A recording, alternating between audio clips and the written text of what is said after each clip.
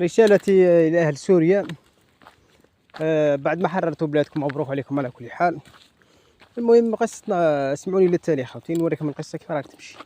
عندي كلمات برك نحب نتكلم بهم.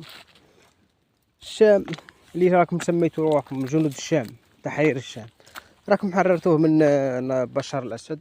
معليش بارك عليكم وكل شيء مبروك، ان شاء الله تعيشوا بلادكم أحرار. تاع الجولاني انتم راكم خليتوه. الجولاني، لماذا الجولاني تركتوه لإسرائيل؟ هذه نقطة.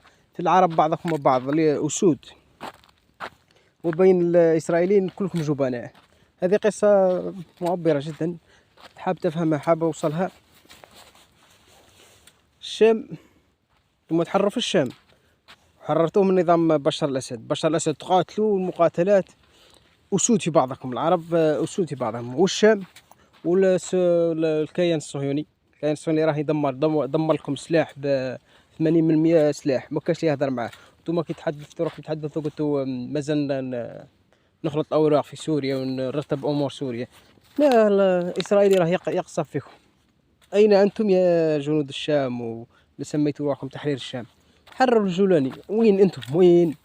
وين الشام؟ وين الجولاني مسيطر عليه كل اسرائيل. لا تحدثوا على هذه. وين هذا المشكل؟ لازم تحرروا بلادكم.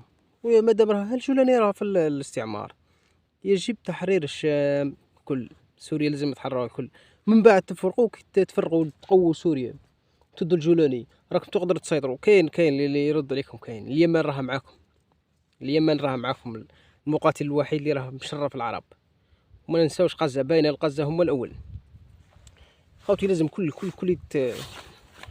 والله رسالة هذه لكم السوريين، الى جميع احرار سوريا، لازم تحرروا الجولاني. هذه اول نقطة، لازم هذا التحرير.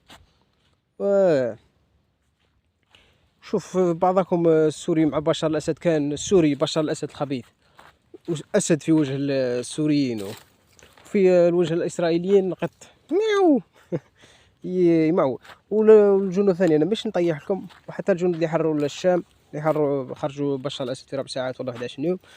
ثاني، إسرائيل هي العدو الأول، عدو الله. إسرائيل عدو الله، يجب كل الاتحاد. ومطبع العرب خزي والعار، شيطان العرب ابن زيد. كل العرب، نصف العرب كلها مستهينة، وهم وراء المشاكل، هم اللي يساعدوا في الصهاينة، هذه واضحة. والسلام عليكم.